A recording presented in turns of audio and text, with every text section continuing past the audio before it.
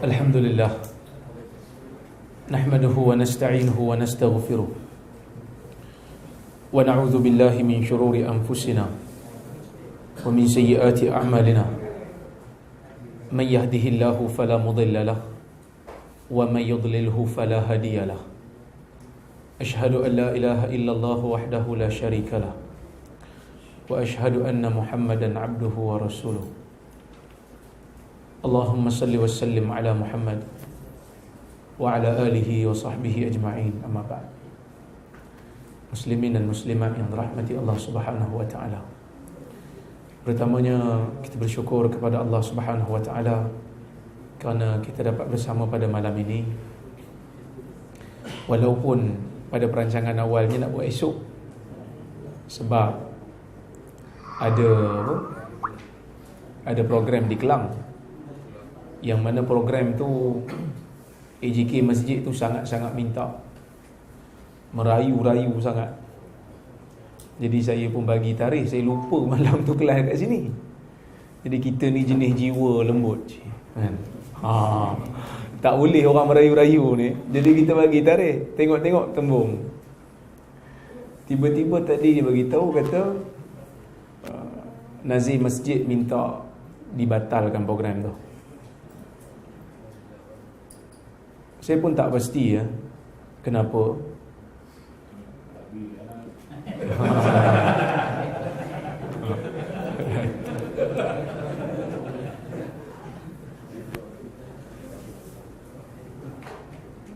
Tapi tak apalah. Bila batal ni kita seronok jugalah, sebab jauh tu. Melbourne tak apa kan, nak pergi tengok kangaroo kan. Yang ni kena drive sendiri. Mangkor. Tapi tak apalah, seronok juga bila saya tengok batal. Saya kata bagus juga lah, pergi kat IQ lah kan, kerana IQ ni orang nak mengaji kan. Satgi kena masuk lokap pula, jenuh pula kita. Okey, kita berhenti kat mana?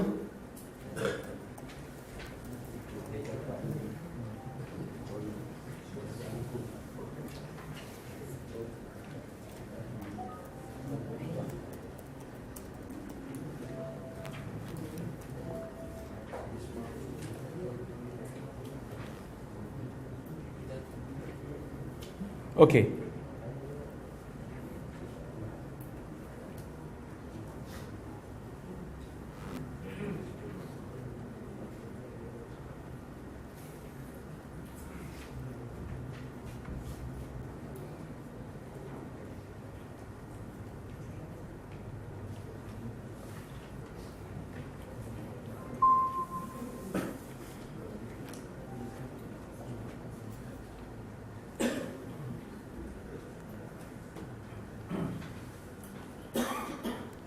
Baik. Tak ingat kat mana? Sahih li dhati.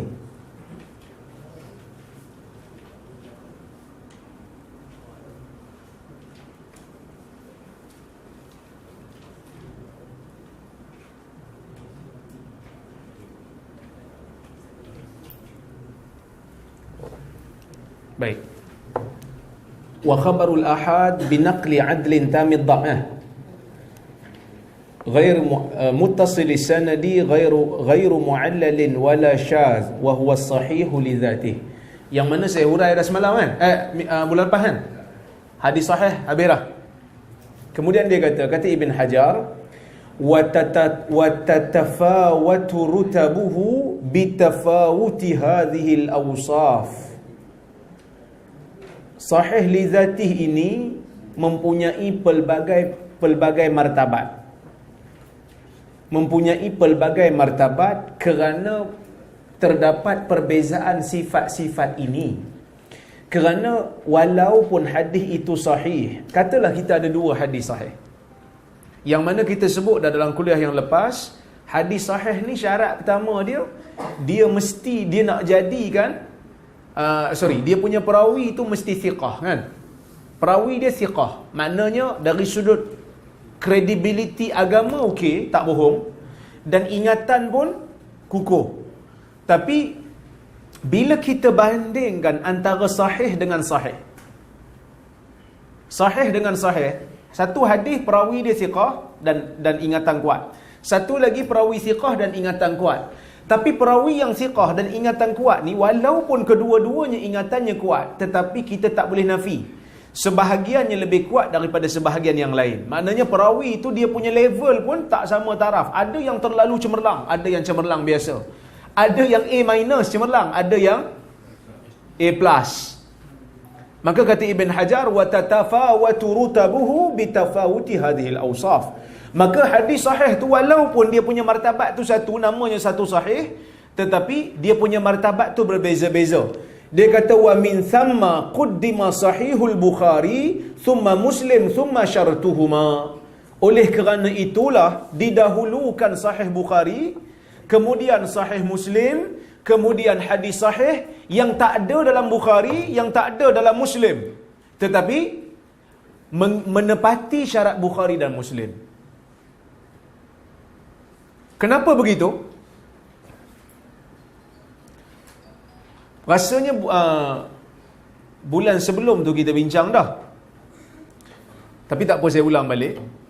Kerana kita belajar ni jangan laju-laju sangat. Biar slow tapi kita faham. Baik. Sahih Bukhari, ketika mana Al-Imamul Bukhari nak memilih riwayat daripada seorang perawi, katalah saya ni tabi'in, saya banyak hadis. Jadi Imam Bukhari nak ambil hadis saya, dia akan bahagikan anak murid saya yang ramai itu kepada lima martabat utama. 5 martabat utama. Yang pertama, perawi anak murid saya yang ingatan dia kuat dan kukuh, kredibiliti dia okey dan bersama dengan saya untuk tempoh masa yang panjang. Itu martabat pertama lah, yang paling cemerlang, A+. Ada anak murid yang berada di martabat yang kedua, yang mana sifat ingatan dan kekuatan dia macam yang pertama, tapi dia tak duduk dengan saya untuk tempoh masa yang panjang. Maksudnya dia tak mahir hadis-hadis yang saya riwayat. Dia cuma jumpa saya ni sekali dua waktu haji, waktu pergi Madinah, jumpa sekali dua, baca, Syekh tolong baca hadis. Sekali dua. Bila sekali dua ni tak mahir lah banyak hadis saya, tapi dengar lah. Dan perawi tu kira okey lah. Ada anak murid yang ingatan dia taklah sekukuh nombor 1 dengan nombor 2, dia lemah sikit. Tapi tak, dia bukan dhaif, dia lemah sikit kan, jika nak dibandingkan dengan nombor 1 dan nombor 2. Tapi dia bersama dengan saya untuk tempoh masa yang lama. Ada anak murid yang sama macam yang nombor 3 ni, tapi tak lama dengan saya, dia nombor 4. Dan ada anak murid yang dhaif terus lah, yang ni nombor 5. So ada 5 martabat. Nah, ada 5 martabat. 5 martabat ni, Imam Bukhari bila mana dia nak memilih riwayat saya, dia tengok anak murid saya yang 5 martabat ni, dia ambil martabat yang pertama untuk letakkan dalam hadis pertama dalam bab. Sahih Bukhari ada bab kan? Bab dalam Sahih Bukhari, hadis pertama dengan sanad yang penuh, hadis pertama dengan sanad yang penuh, dia akan pilih daripada anak murid level nombor 1. Dia sebenarnya nombor 1 dengan nombor 2 ni sahih, tapi sahih dia tu berbeza martabat. Dua-dua sahih, cemerlang, tapi yang atas tu A+. Jadi Imam Bukhari dia pilih nombor 1 untuk letak dalam hadis pertama dalam bab. Hadis nombor 2, nombor 3, nombor 4, nombor 5, dia akan pilih yang nombor 2. Nombor 3, nombor 4 dia tak ambil langsung. Nombor 3, nombor 4 dia tak ambil langsung, dia biar. Manakala Imam Muslim, ketika mana dia menulis Sahih Muslim, dia akan pilih anak murid nombor 1 dengan nombor 2 untuk hadis pertama. Hadis pertama ni dipanggil hadis usul, hadis asal. Hadis nombor 2 dengan nombor 3 dipanggil asyawahid wal mutaba'at, hadis penyokong. Imam Muslim, hadis pertama, hadis asal, dia akan ambil martabat pertama dengan martabat kedua. Hadis nombor 3, nombor 4 dan seterusnya, dia akan pilih martabat yang ketiga. Maka kita tengok dari sudut ni, antara Sahih Bukhari dengan Sahih Muslim, mana lebih ketat? Bukhari. Maka sebab itu bila Bukhari ambil satu hadis letak dalam sahih dia, maka Sahih Bukhari itu, hadis dalam Sahih Bukhari itu berada di sahih tahap tinggi. Hadis pertama dalam Sahih Bukhari itu sahih tahap tinggi, bukan calang-calang punya sahih. Maka sebab itu dia kata, hadis sahih li zatih ni pun walaupun kesemuanya sahih li zatih, tetapi sebahagian daripada dia lebih tinggi martabatnya daripada sebahagian yang lain. Maka dia kata sebab itulah didahulukan Sahih Bukhari. Maksudnya sebab itu dikatakan hadis Sahih Bukhari ni lebih ke depan, maknanya lebih kuat daripada Sahih Muslim. Summa Sahihu Muslim, kemudian baru datang Sahih Muslim. Summa ala syartihima, kemudian sahih yang tak ada dalam hadis sahih, tapi tak ada dalam Sahih Bukhari dan tak ada dalam Sahih Muslim. Cuma menyamai syarat Sahih Bukhari dan Sahih Muslim, maknanya mencapai kriteria.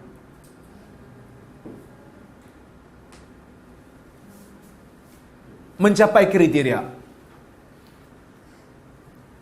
Sahih Bukhari, Imam Bukhari dengan Imam Muslim, ketika mana mereka ini menulis kitab sahih, ketika mana mereka menulis kitab sahih, mereka nak mengumpulkan hadis yang sahih. Mereka mengumpulkan hadis yang sahih. Maksudnya hadis yang tak sahih tak masuk lah. Tapi adakah mereka nak mengumpulkan semua hadis sahih? Tak. Mereka nak kumpulkan, mereka tak akan masukkan dalam sahih mereka melainkan apa yang sahih. Tetapi tak semua yang sahih ada dalam tu. Yang tak masuk dalam Sahih Bukhari Muslim, yang hadis yang sahih yang lain banyak lagi. Banyak lagi, menepati kriteria tu banyak lagi, tapi dia tak bawa masuk lah. Sebab kalau bawa masuk semua jadi panjang lah. Sedangkan Sahih Bukhari ni nama dia pun Al-Jami' Al-Musnad As-Sahih Al-Mukhtasar. Al-Jami' As-Sahih Al-Jami' As-Sahih Al-Musnad Al-Mukhtasar min umuri Rasulullah sallallahu alaihi wasallam wa sunanihi wa ayyamih. Tu nama Sahih Bukhari. Al-Jami' As-Sahih, kitab jami' yang mengumpulkan hadis dalam keseluruhan bab-bab dalam agama. Dia kumpul hadis tafsir, dia kumpul hadis akidah, dia kumpul hadis adab, dia kumpul hadis berkaitan dengan hukum hakam. Semua dia buat kat kumpul belaka. Semua pakat dia kumpul belaka, dinamakan Al-Jami' As-Sahih Al-Mukhtasar, yang ringkas. Kerana Sahih Bukhari dia tak mau panjang-panjang, dia nak yang ringkas. Min umuri Rasulullah sallallahu alaihi wasallam, daripada urusan-urusan Nabi, wa sunanihi, dan sunnah-sunnah Nabi, wa ayyamih, dan hari-hari perjalanan Nabi. Maka Imam Bukhari masa dia tulis Sahih Bukhari itu, dia bukan nak kumpul semua hadis sahih, tapi dia nak pastikan yang dia masukkan sahih. Jadi adalah hadis sahih yang menepati syarat dia, yang menepati piawaian dia, yang menepati kriteria dia, tapi tak masuk. Jadi bila tak masuk, mencapai kriteria, dia berada pada tahap yang ketiga. Pertama, yang memang ada dalam Sahih Bukhari. Nombor dua, yang ada dalam Sahih Muslim. Nombor tiga, yang mencapai piawaian Bukhari dan Muslim, tapi tak ada dalam Sahih Bukhari dan Muslim. Tapi sebenarnya yang ni sangat ringkas lah Ibn Hajar buat. Sebenarnya kalau nak lebih detail, dia ada lagi. Dia sebenarnya hadis sahih tu ada beberapa martabat yang lebih detail daripada apa yang disebut oleh Ibn Hajar dalam Nukhbatul Fikar. Pertama sekali, yang paling tinggi ialah hadis muttafaqun alaih. Tu paling tinggi. Apa maksud muttafaqun alaih? Hadis yang disepakati akan kesahihannya. Siapa yang sepakat? Bukhari dan Muslim. Jadi bila kita kata muttafaqun alaih ni sebenarnya hadis apa? Ai, pedih tekak sini. Bismillah. Di semangat dia macam lah.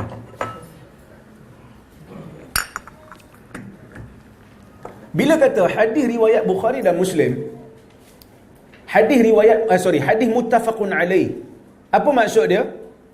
Biasanya orang akan jawab hadis riwayat Bukhari dan Muslim. Agak kurang teliti. Kalau jawab periksa, saya bagi 1 markah daripada 2. 50% lah. Jadi tak sahih lah kalau jadi perawi hadis. Riwayat tu tak sahih lah. Maksud dia Dia sebenarnya lebih detail daripada tu bila sebut muttafaqun alaih, hadis riwayat Bukhari dan Muslim daripada sahabat yang sama. Daripada sahabat yang sama. Maksudnya Bukhari sepakat hadis tu, hadis daripada Anas tu sahih dan dimasukkan dalam sahih dia, dan Muslim juga ambil riwayat yang sama walaupun sanad mereka berbeza, tapi sahabat dia tu datang daripada jalur yang sama daripada Anas juga. Hadis yang sama. Baru dipanggil muttafaqun alaih. Tapi kalau Bukhari riwayat daripada Jabir, Muslim riwayat daripada Anas, hadis lebih kurang sama. Yang ni bukan muttafaqun alaih, kerana hadisnya berbeza-beza. Maka yang disahihkan oleh Bukhari, yang dimasukkan oleh Bukhari hadis Jabir, yang dimasukkan oleh Muslim adalah hadis Anas. Maka tidak ada kesepakatan di situ, walaupun hadisnya lebih kurang sama. So hadis sahih yang paling tinggi ialah hadis muttafaqun alaih. Kemudian baru hadis yang ada dalam Sahih Bukhari saja. Kemudian baru hadis yang ada dalam Sahih Muslim saja. Kemudian baru datang hadis sahih yang mencapai syarat Bukhari dan Muslim tapi tak ada dalam Sahih Bukhari Muslim. Itu nombor apa? Nombor 4. Nombor 5, hadis sahih mencapai piawaian Bukhari tapi tak ada dalam Sahih Bukhari. Nombor 5, hadis mencapai tahap Sahih Muslim tapi tak ada dalam Sahih Muslim. Nombor 3? Nombor 6. Nombor 7, hadis sahih tetapi tidak mencapai syarat Bukhari dan Muslim. Mana sahih di sisi ulama lain. So itu martabat hadis sahih. Walaupun sama-sama kategori sahih, tapi dari sudut level tu tak samalah. Okey, clear kan? Baik. Ya.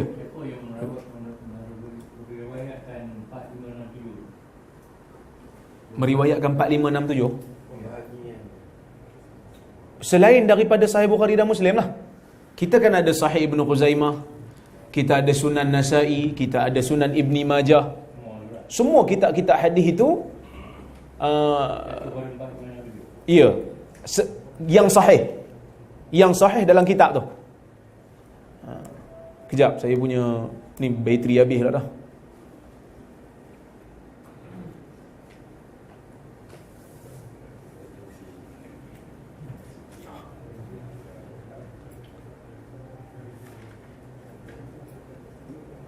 Baik.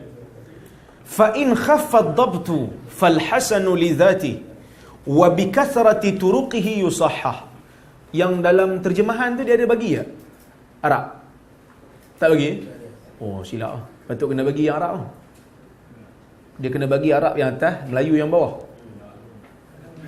Ha? Tak ada langsung. Jadi susah kan? Okey, tak apa. Sebab baru kita tahu terjemahan betul ke tak? Okey, tuan-tuan tengok saya terjemah, tuan-tuan tengok. Fa in khaffa ad-dabtu fal hasanu li dhati. Jika ingatannya ataupun pemeliharaan perawi itu terhadap hadis agak kurang sedikit. Khaf maksud dia kurang, ringan sikit. Fal hasanu li dhati, maka hadis itu dianggap sebagai hasan li dhati. Dia terjemah apa? Lemah.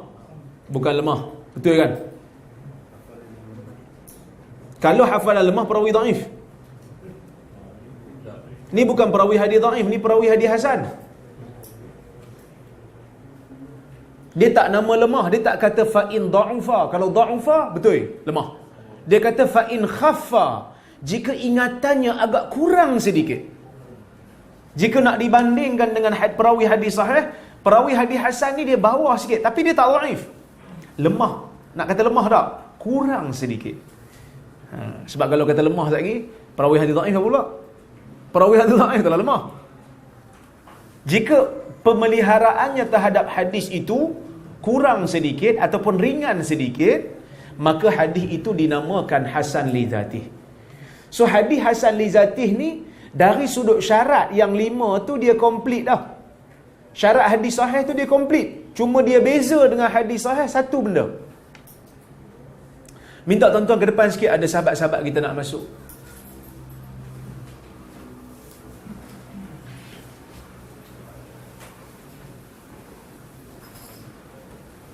Ifsahu yafsahillahu lakum.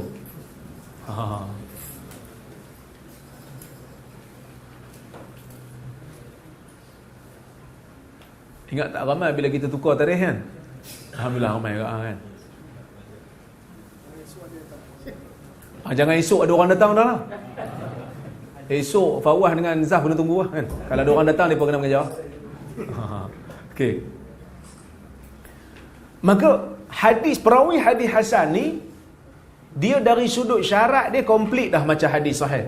Cuma dia beza tang pemeliharaan tu, tang dabit tu. Kalau perawi hadis sahih, dia hafal sungguh. Kalaulah kata dia hafal 100 hadis, dia cuma salah dalam 2 atau 3 hadis, ataupun kita kata tak lebih daripada 10% yang dia lupa. 90% dia ingat. Itu perawi hadis sahih punya level. Kalau perawi hadis hasan ni kita kata boleh sampai 40%, dia kesilapan dia 40%. 60% dia betul. Tu maksimum 60%. Dia boleh jadi 70% yang betul, 30% salah. Nah, ini perawi hadis hasan. Kenapa dia letak nombor 2? Sebab tak sama taraf lah. Mana boleh sama taraf? Orang yang cemerlang dengan orang yang kredit kan tak sama. Jadi tak boleh letak satu tempat lah. Kena adil lah kan? Jadi dia kata fal hasanu li dzati wa bi kathrati turuqihi yusahhah. Hadis hasan ni kalau jalan dia banyak, maka dia menjadi sahih.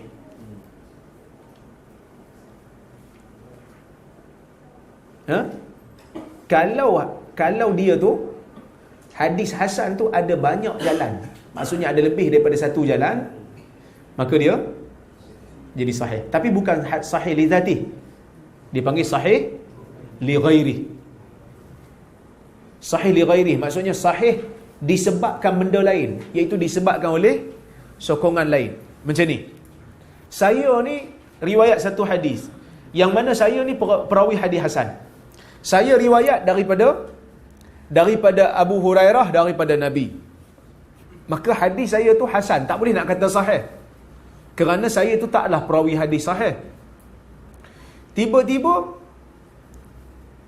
kita jumpa satu lagi perawi meriwayatkan hadis yang sama daripada jalan Abu Hurairah juga. Hadis yang sama. Dan dia pun sama level macam saya. Hasan dengan hasan, maka dia upgrade jadi sahih li ghairi. Sahih li ghairi. Maka dia menjadi sahih tu disebabkan oleh rangkuman dua sanad yang kuat menguatkan antara satu sama lain. Okey. Maka dia kata dengan banyaknya jalan akan menjadi sahih. Fa in jumi'a falitaraddud fin naqil haitsu tafarrud wa illa fa bi'tibari isnadain. Jika dihimpunkan perkataan hasan sahih, jika dihimpunkan perkataan hasan dan sahih, letak tu tempat. Hasan sahih. Kata Ibn Hajar, falitaraddudi fin naqil haitsu tafarrud. Dinamakan hadis itu hasan sahih bila mana ada perbezaan pendapat di kalangan ulama jarh wa ta'dil pada seseorang perawi yang ada dalam sanad hadis yang dihukum sebagai hasan sahih. Ini pendapat Ibn Hajar. Siapa yang suka sebut hadis hasan sahih ni? Tirmizi.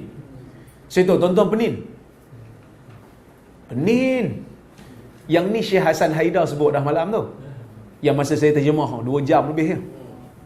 Susah kata tuan-tuan, saya pun penat terjemah. Penat. Begini. Tadi kita kata sahih, kita dah faham dah makna kan. Bulan lepas kita bincang dah. Hasan kita dah bincang ini. Maknanya hasan dengan sahih itu tak sama. Sahih tahap tinggi, hasan rendah sikit. Bila kita buka Sunan Tirmizi,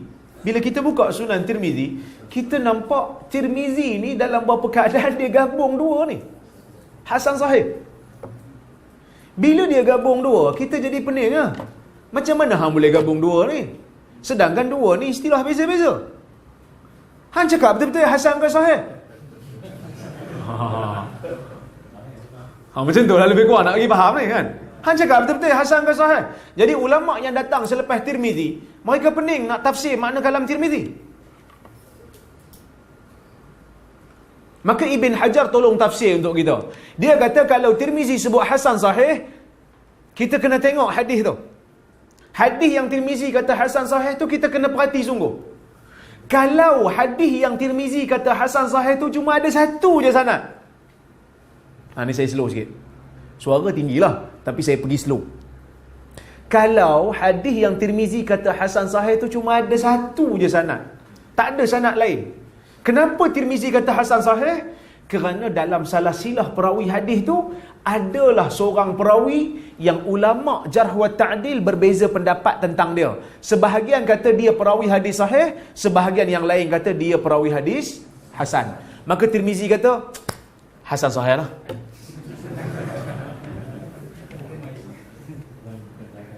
Maksud dia nak kata hasan pun boleh, nak kata sahih pun boleh. Kerana sebahagian ulama kata dia ni perawi hadis sahih, yang sebahagian lain kata dia ni perawi hadis hasan, maka hasan sahih. Itu kalau ada satu sanad.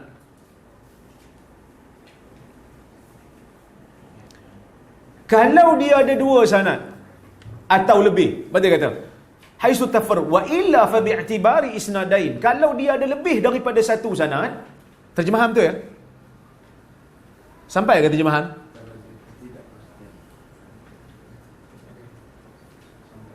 Boleh lah sampai Baik. Wa illa fa bi'tibari isnadain. Maksud dia kalaulah sanad dia bukan satu, sanad dia ada banyak, maka hasan sahih tu dengan melihat kepada dua sanad ataupun lebih.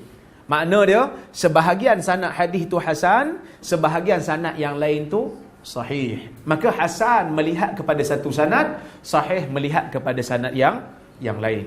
Kerana ada satu hadis, contoh ada satu hadis dia ada 2-3 sanad. Dua sanad dia hasan, satu sanad sahih. Maka Tirmizi kata hasan melihat kepada sanad ni, sahih melihat kepada sanad ni. Itu pendapat Ibn Hajar. Okey.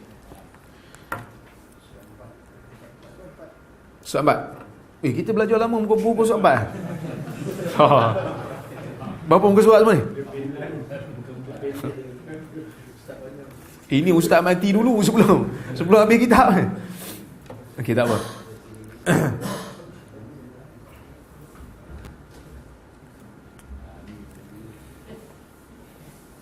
Okey, sampai mana? Baik. Agak-agak tuan-tuan setuju tak dengan pendapat Ibn Hajar?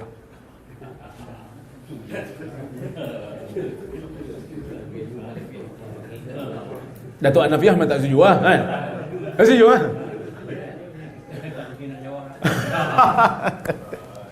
Dia tuan-tuan, kita tak setuju dengan satu orang bukan makna kita biadab. Tak setuju dalam mesyuarat tak setuju dengan orang. Tak siapa pula kata yang tak setuju ni biadab. Pelik kita pun nak setuju semua benda. Kalau ada seorang guru tak apa, kalau orang tu ada 5-6 orang guru. Saya belajar dengan semua guru. Ada guru yang mazhab Hanafi, ada guru yang mazhab Syafi'i. Saya belajar dengan Syekh Mustafa Bura. Syekh Mustafa Bura Syafi'i. Saya belajar dengan Syekh Abdul Malik Sa'di, dia Hanafi. Tiba-tiba ada orang kempen. Kita tak, siapalah kita untuk tidak bersetuju dengan guru? Kita kena setuju. Siapalah kita? Jangan kita menjadi tidak beradab. Tuan-tuan, guru seorang Hanafi, seorang Syafi'i. Pening kita guling-guling nak pilih yang mana? Pening kita. Tanya guru ni kata macam ni, tanya guru sana kata macam ni. So kita nak pilih yang mana? Oh, saya tidak berhak untuk mentarjih kerana saya tidak sampai tahap tu. Tapi bila masuk bab ibadat, kita terpaksa pilih.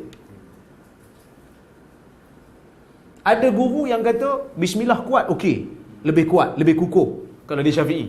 Ada guru yang kata tak, bismillah slow. So kita nak pilih yang mana? Dua-dua buat. Tak boleh juga. Maka baca Fatihah 2 kali. Satu bismillah kuat, satu bismillah slow. Dan nak setuju sangat kan? Tak boleh ke? Sebab ikut mazhab Syafi'i kena baca kuat. Tengok keadaan.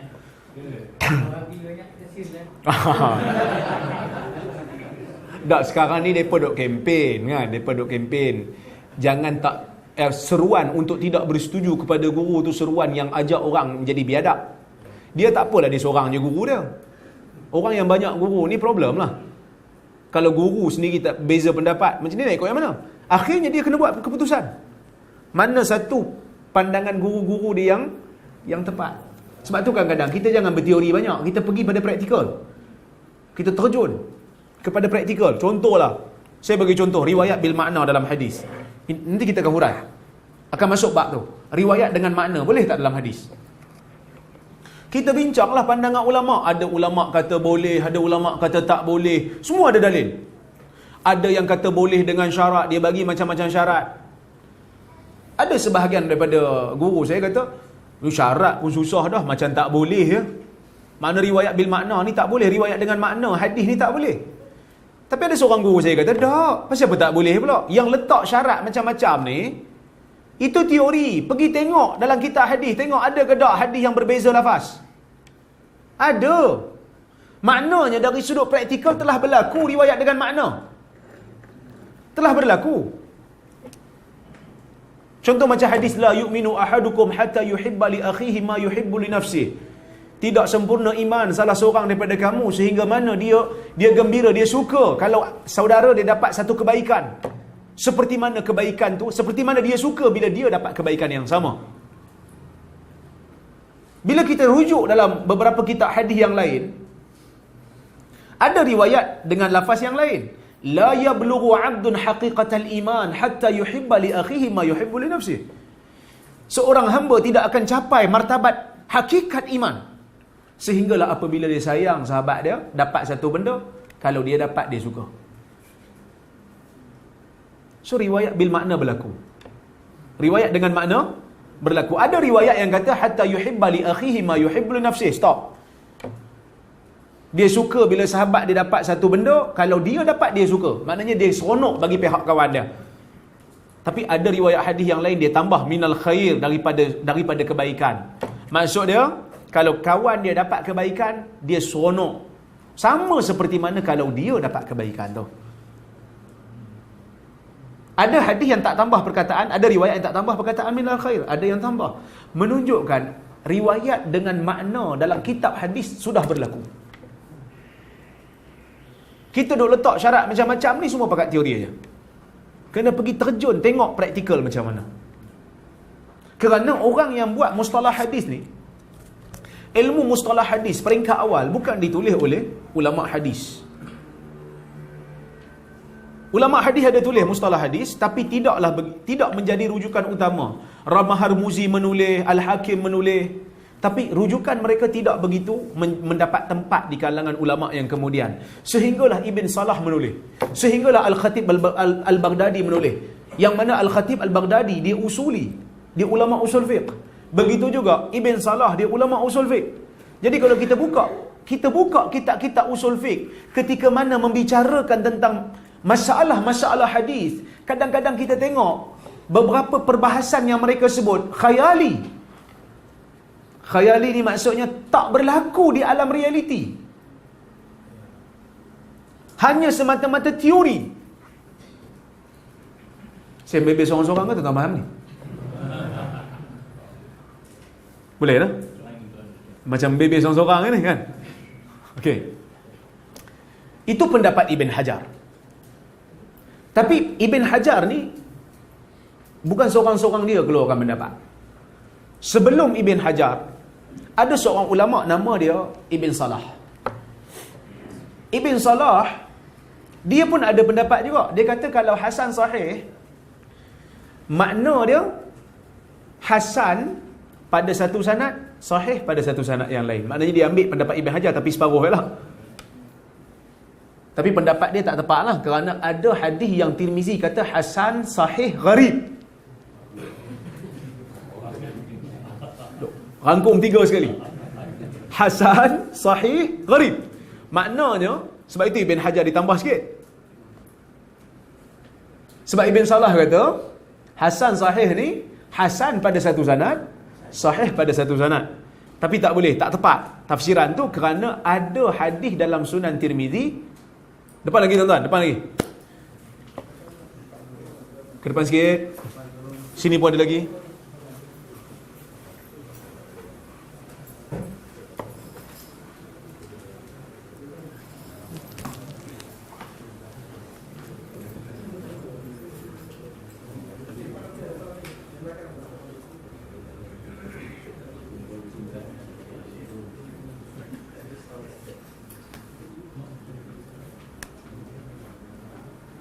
Okey, masih banyak. Baik. Bila Ibn Salah menyebut Hasan sahih, dia kata maksud Hasan sahih ni hadis tu ada dua sanad atau lebih. Sebahagian sanadnya Hasan, sebahagian sanad sahih. Tak betul lah, tak tepat. Kerana kita semak dalam Sunan Tirmizi ada hadis yang Tirmizi hukum Hasan sahih tapi sanadnya cuma satu. Tak ada banyak. Maka tafsiran Ibn Salah tu tak berapa tepat. Maka Ibn Hajar ditambah satu lagi. Kalau sanad dia cuma satu, Hasan sahih tu maksud dia, sebahagian ulama menilai perawi tu Hasan, ada ulama lain menilai perawi tu sahih. Clear Ada seorang lagi ulama yang datang kemudian daripada Ibn Salah. Dia kata Hasan sahih nak kata Hasan dia macam sahih, nak kata sahih tak sampai tahap Hasan sahih lah. Maksud dia nak dia macam apa? Nak kata manis masam, nak kata masam ada manis sikit, masam manis lah. Faham? Yang keluarkan pendapat ni Ibn Katsir. Ibn Katsir dalam kitab dia Syarah Ikhtisar Ulumil Hadis, dia kata bila sebut Hasan sahih, maksud dia hadis yang tak sampai tahap sahih tetapi melebihi tahap hadis hasan. Penin.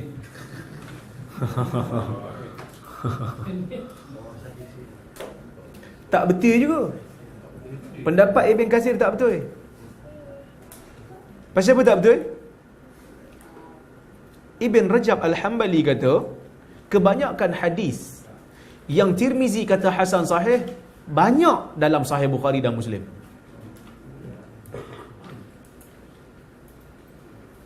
Takkan tak capai tahap sahih? Tadi kita duk bincang syarat Bukhari punya tinggi. Maka bagi saya pendapat ni tiga-tiga tak berapa tepat lah. Tak apa orang kata kita biadab lah, tak peduli. Kita nak cari kebenaran, kita tengok Sunan Tirmizi kan. Maka saya katakan wallahu ta'ala alam, berdasarkan pembacaan saya, bila sebut hadis hasan sahih, maksud dia hadis tu sahih. Hadis tu sebenarnya sahih kerana kebanyakan hadis hasan sahih ni memang ada dalam Sahih Bukhari Muslim. Walaupun Tirmizi sebut hasan sahih, tapi sebenarnya dia ada dalam Bukhari dan dia ada dalam Muslim, kebanyakannya. Habis itu pasal apa dia kata hasan? Hasan tu bukan hasan pada istilah, bukan hasan ni. Hasan tu pada bahasa. Hadis ini baik lagi sahih.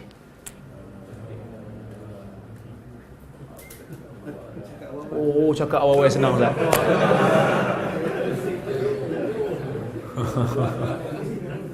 Tak, tuan-tuan. Kita sebut kalam ulama. Selagi kita tak bagi kalam ulama, orang kata kita tak bermazhab pula. Kita tak pakai ulama pula. Jadi kita sebut kalam ulama, nak tunjuk kita baca jugalah sikit. Kan? Kita baca kalam ulama pun kena sekat juga kan? Apatah lagi kalau tak baca, lagilah bagi bola tanggung kat depa. Jadi kita baca kalam ulama supaya paling tidak tuan-tuan tahulah. Jadi kalau orang tanya tak adalah terpinga-pinga kan. Hasan sahih. Jadi Hasan sahih ni Ibn Katsir kata semikian, Ibn Salah kata macam ni, Ibn Hajar kata macam ni. Jadi orang tahulah apa belajar dengan aku. Macam tu lah makna dia kan. Maksud dia bagilah sedikit pendedahan.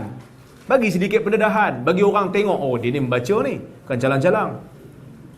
Bukanlah kita nak tunjuk ke orang, tak. Kita nak tunjuk kita belajar. Orang tuduh kita macam-macam ni. Boleh tuan-tuan? Baik, hasan sahih. Kemudian dia kata wa ziyadatu rawihima maqbulah ma lam taqa' munafiyatan liman huwa awsaq. Dia kata tambahan perawi hadis hasan dan hadis sahih diterima selagi mana tidak menafikan riwayat orang yang lebih siqah daripada dia, orang yang lebih kuat daripada dia. Maka kalau kita tengok, kadang-kadang begini, saya bagi satu situasi ya. Saya baca hadis. Tuan-tuan ni kira anak murid saya lah. Tuan-tuan anak murid saya. Maka nanti tuan-tuan akan jadi ulama' juga. Jadi tuan-tuan akan baca hadis ni pada anak murid. Itu proses zaman dulu. Katalah saya ni tabi'in. Katalah tabi'in. Tuan-tuan tabi'in. Jadi bila saya baca hadis, tuan-tuan pakat semak lah. Tulis sanad-sanad dia. Kemudian saya pun meninggal dunia. Tuan-tuan makin lama jadi alim besar. Tabi'in, tuan-tuan tabi'in, atba'u tabi'in akan belajar dengan tuan-tuan. Generasi yang berikutnya akan datang belajar.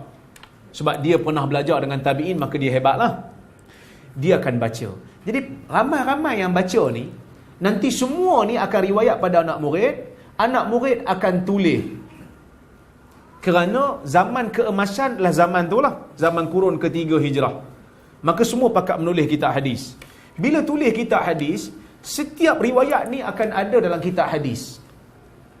Riwayat tuan-tuan, riwayat saya daripada tuan-tuan akan ditulis dalam kitab hadis. Jadi bila ditulis dalam ramai-ramai ni, adalah anak murid kanan yang mana dia tak pernah miss kelas. Ada anak murid yang bagus tapi datang sekali-sekala. Kebetulan dia datang KL, ada urusan kat universiti. Tiba-tiba dia tengok malam ni ada pengajian, dia datang sekali-sekala. Tapi dia tak duduk kat KL, dia tak melazimi. Dia cuma datang sekali-sekala lah. Clear kan? Ada yang biasa-biasa riwayat, tapi sentiasa hadir. Ada yang biasa-biasa ingatan dia, tapi pun tak lama juga hadir. Kadang-kadang juga hadir. Ada yang dhaif lah. Yang mana yang dhaif tu yang tidur.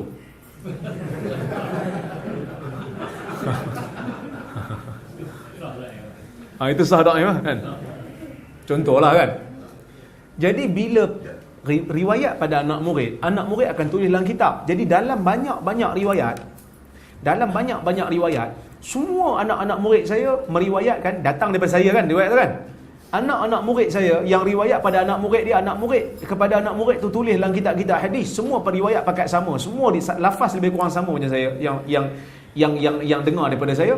Cuma dalam ramai-ramai itu ada seorang pergi tambah perkataan. Dia tambah perkataan dalam hadis. Dia tambah apa?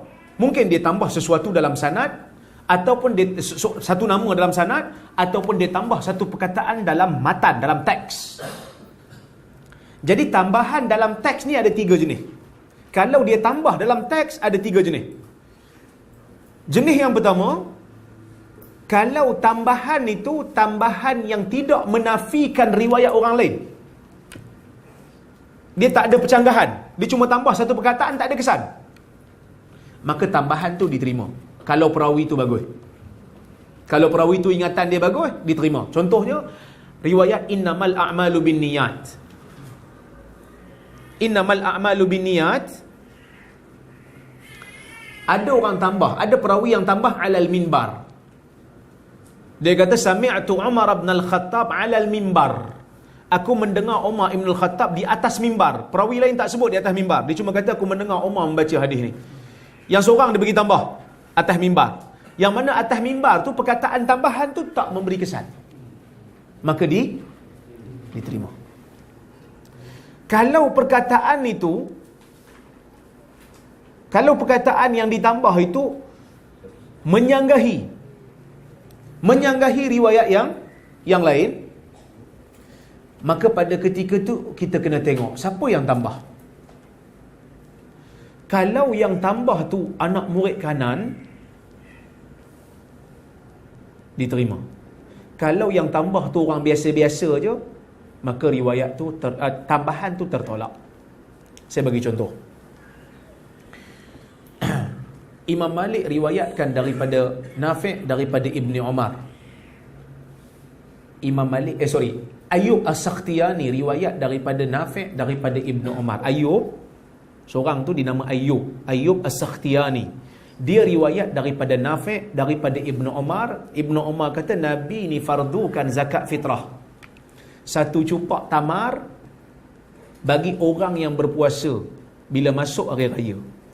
Sama ada orang tu lelaki ataupun perempuan, merdeka ataupun hamba. Clear Baik. Imam Malik dia riwayat hadis ni. Tapi yang Ayub tadi riwayat dia bukan dia seorang je. Ubaidillah bin Umar pun riwayat benda yang sama daripada Nafi'. Maksudnya riwayat tu ramai orang yang riwayat lah. Yang mana yang riwayat macam tu kira jaguh-jaguh lah. Jaguh-jaguh anak murid Nafi'.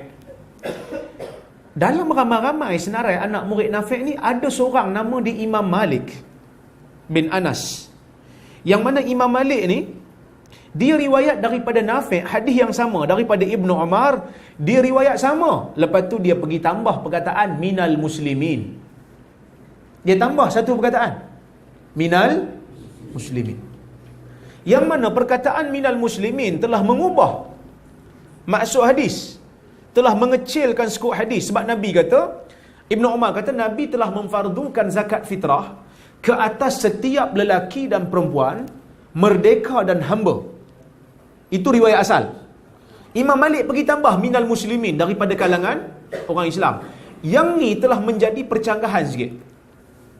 Walaupun tidak bercanggah daripada semua sudut, tapi adalah sedikit percanggahan. Sebab kalau tak tambah perkataan daripada orang Islam, maknanya kita ni orang Islam, kalau kita ni tak kira lelaki perempuan kena bayar zakat fitrah kan? Katalah kita ada hamba kita kafir, kita kena bayar tak zakat fitrah dia? Kalau tak ada perkataan minal muslimin, kena. Kerana Nabi tak kata minal muslimin.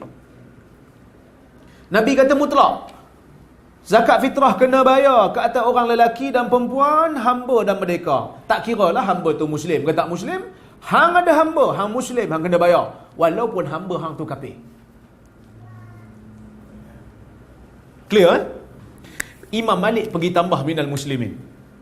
Bila Imam Malik tambah satu perkataan minal muslimin, maka ulama dia jadi beza pendapat. Sebab bila tambah minal muslimin, kita ada hamba dan hamba kita bukan Islam, tak kena. Kerana dah ada tambahan minal muslimin. So dia akan berubah hukum. Bila berubah hukum, ulama dia tengok balik, dia kata nak terima ke tak ni? Nak terima ke tak tambahan minal muslimin ni? Ada yang terima. Mazhab Syafi'i terima. Kerana dia kata Imam Malik tambah, dan Imam Malik ni anak murid kanan Nafi' yang paling hebat. Orang lain tak tambah dia punya pasal, tapi Imam Malik dia hafal. Maka bila dia hafal, dia dikira okey kerana dia anak murid kanan. Maka mazhab Syafi'i pakai. Hanafi tak pakai. Hanafi kata tambahan tu tambahan yang mungkar, tambahan tu tambahan yang silap. Sebenarnya tak ada. Maka sebab itu mazhab Hanafi kata, ada hamba, tak kiralah muslim ke kafir ke, kena bayar zakat fitrah untuk dia. Maka perbezaan mazhab ni disebabkan oleh sebahagiannya perbezaan mereka menilai tambahan tu. Tapi pendapat yang tepat sebenarnya tambahan Imam Malik tu sahih. Maka mazhab Syafi'i lebih tepatlah masalah ni. Kerana Imam Malik jabal minal jibal. Imam Malik ni kira hebat lah, macam bukit kukuh dia tu. Sebagai contoh, kita biasa dengar hadis yang goyang-goyang kan, goyang-goyang waktu tasyahud kan. Dia tambahan tu memang ada ulama berbeza pendapat. Kerana dalam ramai-ramai perawi yang meriwayatkan hadis tu, cuma ada seorang aja perawi yang siqah, dia okey. Nama dia Zaidah ibn Qudamah. Dia seorang dia kata fa asyara bi sababatihi yuharrikuha yad'u biha. Dia menggerak-gerakkan jari dia ketika mana dia berdoa dalam tasyahud. Nabi menggerakkan, dia kata. Perawi lain kata tak, dia tak ada tambah, menggerak-gerak pun tak ada tambah. Maka ulama hadis berbeza pendapat. adakah tambahan itu diterima ataupun tidak? Maka kalau tengok mazhab Malik, dia kata diterima. Sebahagian daripada ulama mazhab Maliki terima. Maka sebab tu dia orang goyang lah. Dan pendapat ni juga yang dipilih oleh Syekh Al-Albani. Dia goyang lah, kan? Goyang. Tapi majoriti ulama hadis mereka tak terima. Mereka kata tambahan itu tambahan yang salah. Kerana dia seorang yang pakat tambah dan dia tu bukan anak murid kanan pun. Maka sebab itu mereka tak terima. Jadi kita kata, sebab tu kita tengok ada beza pendapat kan? Sama-sama kita pun kadang solat, ada yang goyang, ada yang tak goyang. Ini perbezaan pendapat yang kita kata diraikan kerana perbezaan pandangan ulama dalam menilai hadis. Ha? Boleh raikan. So jangan nak pergi kepak tangan orang suka-suka lah. Jangan nak pergi kepak tangan orang. Dia goyang, biar dia goyang.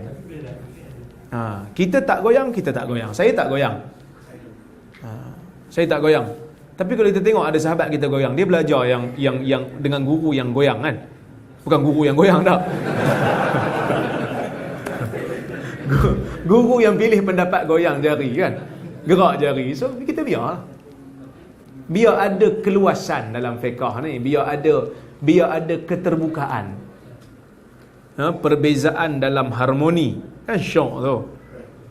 Kalau kita pakat satu passion je tak syok lah. Sekali kita tengok dia goyang, kita tanya, siapa goyang? Dia pun bahas, kita kata, saya tak goyang. Tapi tak ada gaduh kan? Sangat harmoni. Patutnya kita macam tu. Okey?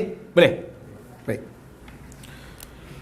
Tapi Ibn Hajar dalam kitab ni, dia nampak, dia kata, tambahan perkataan yang dilakukan oleh perawi hadis sahih dan hadis hasan diterima. Selagi mana tidak menafikan riwayat orang yang lebih thiqah. Contoh yang lain, katalah ada satu hadis yang tadi saya bagi dalam teks, tambahan dalam teks. Ada juga tambahan yang berlaku dalam sanad. Contohnya ada perawi yang thiqah, dia pergi riwayat satu hadis, sanad terputus. Sanad terputus, maksud dia buang nama sahabat. Ada seorang lagi siqah juga, dia pergi riwayat hadis tu tapi dengan sanad bersambung, dia tambah seorang perawi, dia tambah nama sahabat. Ini juga perbahasan yang sama. Walaupun dalam sanad tapi perbahasannya sama. So kalau macam tu, kita nak terima ke tak tambahan tu? Sebab kalau kita tak terima, hadis jadi dhaif kerana sanad terputus. Kalau kita terima, hadis jadi sahih kerana sanad bersambung. So kita nak pilih yang putus ke yang sambung? Kita kena tengok siapa yang tambah, siapa yang tak tambah. Tak ada kaedah umum. Tak ada kaedah umum. Setiap hadis kita kena kaji dan cek. Kalau yang tambah tu kuat, kukuh ingatan dia, maka kita terima. Kalau yang tambah tu biasa-biasa aja, bukan anak murid kanan, kita tak terima walaupun dia siqah. Kerana dia telah menyanggahi riwayat orang yang lebih siqah daripada dia. Kalau ada bukti yang putus betul, yang sambung pun betul. Kerana tok guru tu kadang-kadang dia baca putus, kadang-kadang dia baca sambung. Sebab ada guru ni kan kadang dia baca hadis tu berkali-kali. Sekali dia baca, dia rajin, dia sambung. Sekali dia baca, dia malas, apa semua tahu dah hadis ni, dia baca bagi putus. Kalau ada bukti tu, dua-dua betul. Maksudnya hadis tu sahih, tidak memberi kesan. Seperti mana hadis la nikah illa biwali. Hadis yang Nabi kata tidak ada nikah yang sahih melainkan dengan wali. Hadis ni berlaku percanggahan. Kerana yang meriwayatkan hadis tu Abu Ishaq As-Sabi'i. Katalah saya ni Abu Ishaq. Anak murid saya yang namanya Syu'bah dan juga Thawri, saya ada anak murid nama Syu'bah dengan Thawri, riwayat daripada saya, hadis tu sanad dia terputus. Saya riwayat daripada Abu Burdah terus ke Nabi. Abu Burdah ni tabi'in, bukan sahabat, terus ke Nabi. So riwayat jadi dhaif kerana sanad terputus. Dua orang anak murid saya riwayat dengan cara tu. Siapa dia? Syu'bah, Thawri. Dua-dua ni hebat. Dan ada juga anak murid saya dua orang, bahkan lebih daripada dua orang lagi. Yang saya ingat dua orang ada, tapi lebih daripada dua orang. Dia riwayat daripada saya, daripada Abu Burdah, tambah perkataan Abu Musa.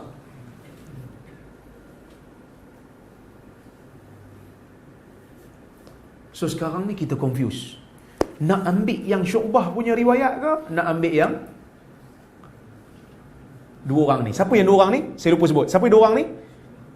Dua orang ni cucu dengan anak Abu Ishaq sendiri, Israel dan juga Yunus. Ada perawi nama Israel? Kita kalau bubuh nama anak Israel jadi isu kan. Tapi sebenarnya perawi ramai nama Israel. Kerana Israel ni kan nama Nabi Yaqub kan. Jadi Israel dengan Yunus, riwayat daripada Abu Ishaq pergi tambah nama Abu Musa. Mana yang betul? Daraqutni, seorang ulama hadis besar, dia ambil riwayat Syu'bah dan juga Thawri. Dia kata riwayat yang pergi tambah tu tak betul kerana Syu'bah dengan Thawri anak murid kanan Abu Ishaq. Dan dia orang ni kukuhlah kuat, Sufyan al-Thawri dan juga Syu'bah. Tapi Imam Tirmizi dia bertanya Al-Imam Al-Bukhari dalam kitab dia Al-Ilal Al-Kabir. Dalam kitab Al-Ilal Al-Kabir, Imam Tirmizi, anak murid kepada Al-Imam Al-Bukhari, dia kata, aku bertanya Imam Bukhari tentang hadis ni. Imam Bukhari kata dua-dua betul. Kerana Abu Ishaq As-Sabi'i baca dua kali hadis tu. Jalan ni pun betul, jalan tu pun betul. Maka dua-dua, maka hadis tu sahih. Sebab tu majoriti mazhab kata nikah kena ada wali. Nikah kena ada wali. Hanafi je tak pakai. Hanafi kata tak perlu wali. Tak wajib lah wali. Boleh? Weh, habis dah masa. Okay, kita berhenti kat sini. Dua baris kan?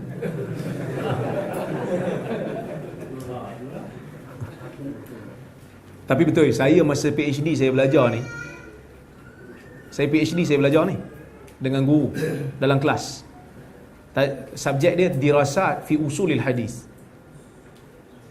Kami belajar satu semester buku ni. Jadi tuan-tuan kira tahap PhD ya. Permanent head damage. Sebab tu tengok semua balik, semua nak entak kepala ke dinding je ni. Ada soalan? Ya, tak. Yang contoh yang saya beri dua, satu pasal fitrah, termasuk minal muslimin kan, kategori yang gerak-gerak tu. Cuma doang saja yang Bertambah, menambah. Pasal kalau kita Nabi dia punya yang banyak tu lah, pasal Nabi. Gini tu. Dengar soalan okay. Gini tu. Dia bila seorang menambah, sebab tu saya kata tak boleh kita nak buat keputusan kita nak pilih yang mana. Kena tengok dulu. Yang menambah tu yang jenis melazimi tok guru ataupun tidak. Kalau dia memang sama dengan tok guru dia untuk tempoh masa yang lama, mungkin yang ramai-ramai tu dengar sekali je. Dia tu lazimi kelas syekh tu berkali-kali, maka syekh baca 2-3 kali, sekali pergi tambah, sekali tak tambah. Maka dia ada lebihan ilmu yang tak ada pada orang lain. Itu sebab dia. Maka sebab itu contoh Syu'bah yang saya sebut tadi, dia ada ramai anak murid. Dalam ramai-ramai anak murid dia, kadang-kadang ada berlaku percanggahan sikit dalam riwayat, ada yang tambah, ada yang tak tambah. So siapa yang menjadi kata pemutus? Riwayat siapa kata pemutus? Riwayat yang menjadi pemutus adalah anak murid dia yang bernama Gundar. Gundar ni riwayat dia menjadi pemutus kalau anak-anak murid Syu'bah beza pendapat. Pasal apa? Pasal Gundar ni anak murid kanan. Dia ni memang kukuh. Dia sama dengan Syu'bah untuk tempoh masa yang lama. Dia mahir sungguh dah. Banyak. Saya dulu pengamal tarikat. Dalam peramalan itu kami diajar untuk meyakini guru mursyid sebagai pengantar ibadat zikir kepada Tuhan, serta mursyid adalah guru yang membersihkan rohani dan jiwa murid. Saya tahu perbuatan ni salah, cuma saya nak minta hujah atau dalil tentang masalah saya ni. Dan apa hukum menghadirkan wajah mursyid dalam solat, ibadah dan zikir? Tuan-tuan, bab zikir ni ibadat. Ada tak kita jumpa waktu Nabi ajar zikir kat sahabat-sahabat? Antara zikir yang paling afdal adalah zikir lepas solat. Ada tak Nabi ajar, kau bayang muka aku?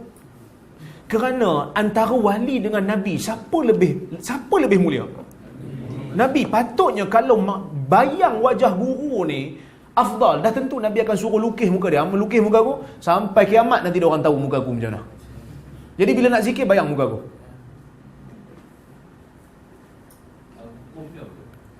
Tak dibenarkan, bid'ah. Dia boleh membuka pintu syirik. Tapi kalau dizikir pada Allah, dia tak syirik lah. Tapi bila mana dia minta pada wali tu satu benda yang wali tu tak boleh tolong, problem lah.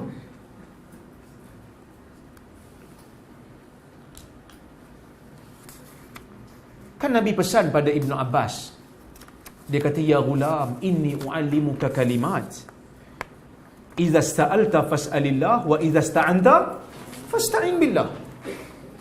Wahai budak muda, dia kata, aku nak ajar kamu beberapa kalimat. Bila kamu nak minta sesuatu, mintalah kepada Allah. Bila kamu nak minta tolong, mintalah tolong kepada Allah. Nabi tak kata, nanti kalau aku tak ada, nanti kau bayangkanlah muka Abu Bakar, sebab dia tu wali hebat tu. Nabi tak kata.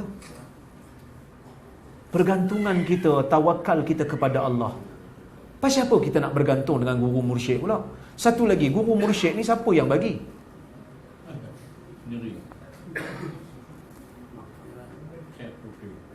Siapa yang bagi? Kadang-kadang self claim. Dia rasa dia mursyid sebab memang nama dia dalam IC mursyid.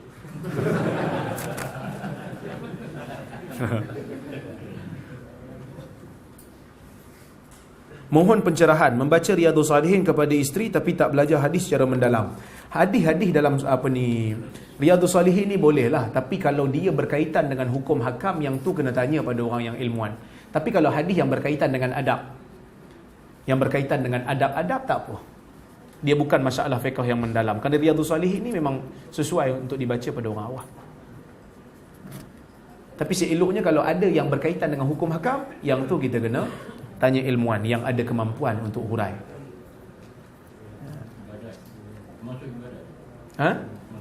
Termasuk ibadat. Yang fiqh lah, yang fiqh.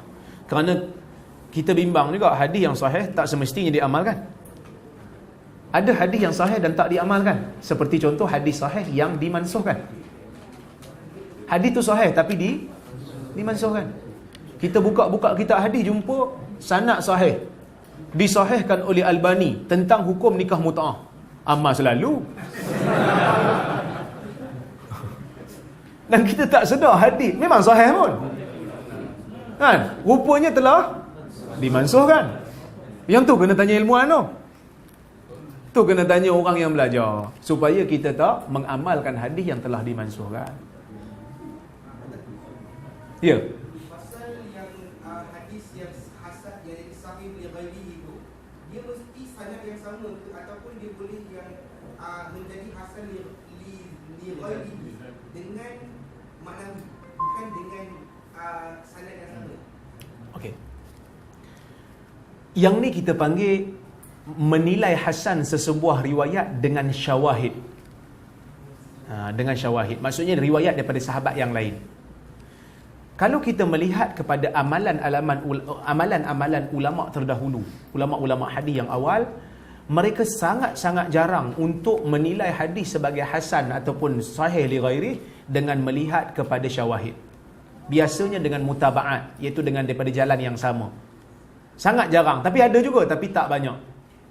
Kerana makna semata-mata yang sama tidak menjadikan riwayat itu terus terangkat. Kerana mungkin perawi yang riwayat daripada Abu Hurairah yang daif tu, dia silap riwayat, dia ingat riwayat tu daripada Abu Hurairah, rupanya riwayat tu daripada Omar. Maka kita tak boleh nak hasankan riwayat Abu Hurairah, kerana memang riwayat Abu Hurairah tidak sabit. Abu Hurairah tak riwayat benda tu. Tapi dari sudut makna okey lah, maksudnya ada asal lah. Tapi nak mensahihkan ataupun nak mengatakan riwayat tu adalah daripada Abu Hurairah secara pasti, tak ada bukti. Kerana jalurnya tak cukup. Clear? Baik.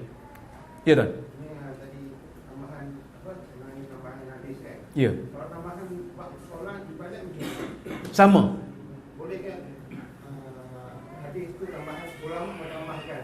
Contohnya dalam ibadat kata sayyidina untuk mencantikkan ibadat. Jangan ni ada ni. Macam ada pandangan. Yang ini kita bincang ni tambahan dalam riwayat hadis, bukan tambahan ulama dalam ibadat yang tak ada kaitan dengan hadis. tambahan dalam riwayat hadis. Dia ada sanad, ada matan. Seorang perawi pergi tambah dalam matan tu dan disandarkan pada Nabi.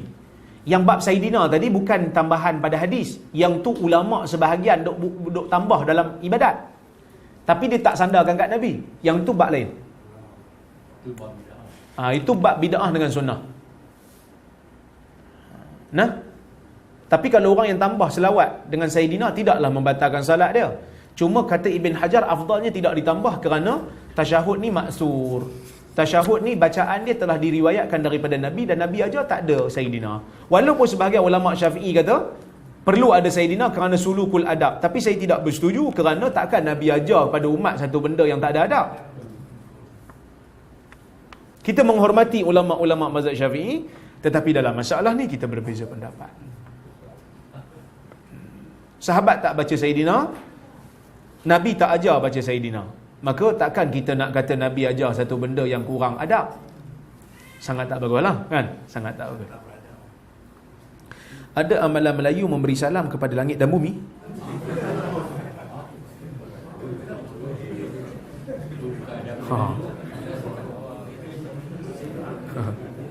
Saya tak tahu.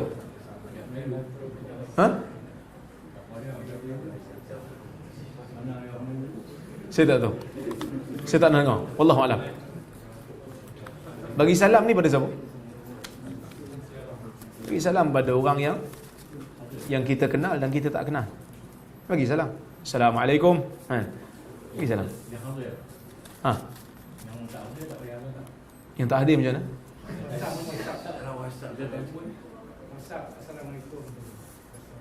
Boleh?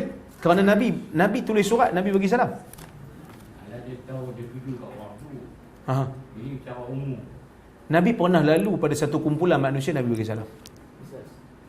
Dalam WhatsApp atau mesej, kadang kita mesti cari macam Ustaz nanti jawab soalan mana. Pada pandangan Ustaz, kalau orang tu tulis salam, maksud dia kita faham Assalamualaikum warahmatullahi, tapi dia sekadar salam.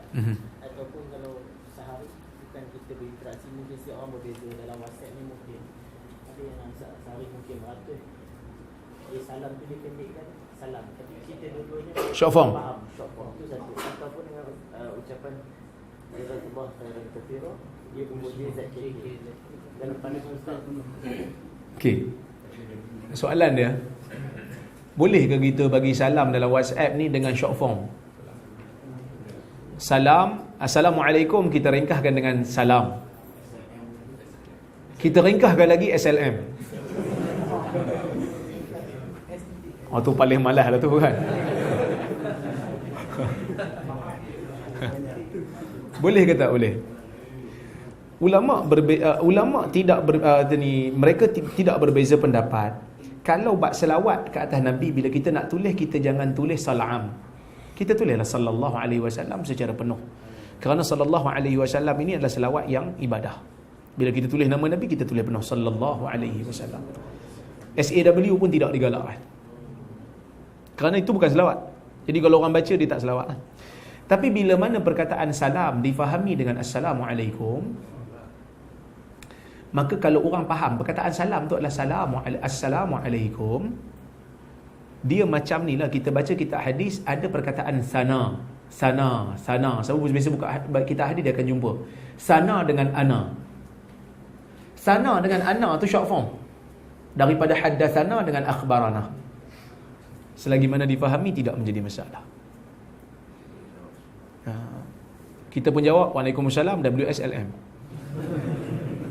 Tapi tak dinafikan, bila jawab penuh tu lagi bagus lah. Boleh lah. Bila difahami, tak ada masalah. Ada yang kata sekejap. Ada pula yang kata jangan tulis apostrofi kum, kerana dalam bahasa Yahudi kum adalah maut ke atas kamu. Saya kadang-kadang saya pelik juga dengan dia orang ni. Kita cakap bahasa Yahudi ke kita cakap bahasa Melayu? Kita tengah cakap bahasa Melayu. Lepas tu dia kata, jangan sebut Upi Ipin kan. Upi Ipin dalam bahasa Zimbabwe macam ni makna dia.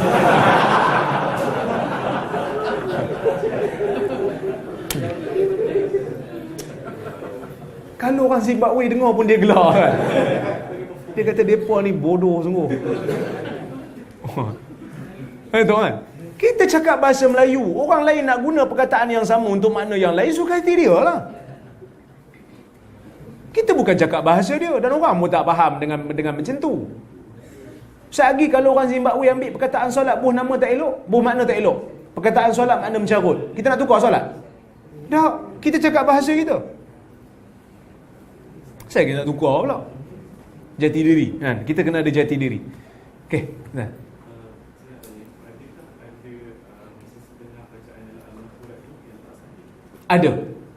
Ada beberapa riwayat yang tidak sahih dalam Al-Ma'thurat. Yang terbaik Hisnul Muslim. Hisnul Muslim antara yang terbaik.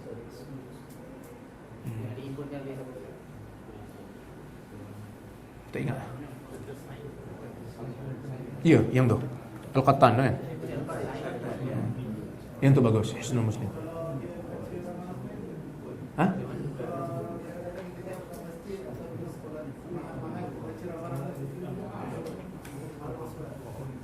Dia bila dibaca ramai-ramai dengan satu suara, dengan menganggap ia ada fadilat yang khusus, itu jadi masalah. Tapi kalau untuk mengajar tu tak apalah. Kerana di sekolah ni kalau kita tak buat macam tu, budak-budak tak reti. Dia macam wirid jugalah. Angkatlah suara sikit supaya budak tahu cara nak zikir. Tapi kalau semua pakat dah tahu dah, slow lah. Tak payah angkat suara. Kerana afdal zikir ni tidak mengangkat suara. Okey. Ya. Berkenaan dengan hadis yang tersebut tentang zakat fitrah. Lepas tu mari dekat Imam Malik dia tambahkan minal muslimin. Ya. Dan kalau kata zaman tu saya tak pasti ada atau tidak. Apa ni? Orang yang non muslim dia memiliki hamba muslim.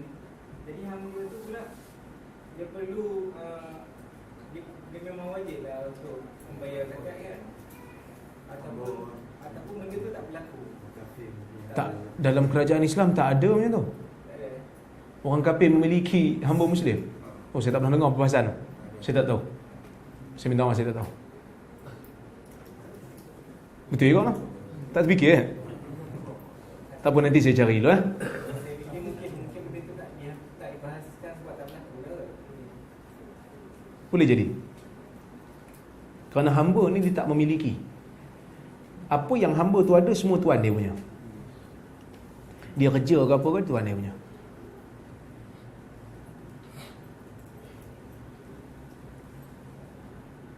Okay. Ada ke tak ada? Okay, terima kasih banyak. Minta maaf ada satu soalan yang saya tak boleh jawab. Saya minta maaf. Kerana saya bukan boleh jawab semua soalan. Kerana saya bukan kaunter pertanyaan kan. Tak gurau kan. Boleh tanya, cuma saya tak boleh jawab semua. Saya minta maaf.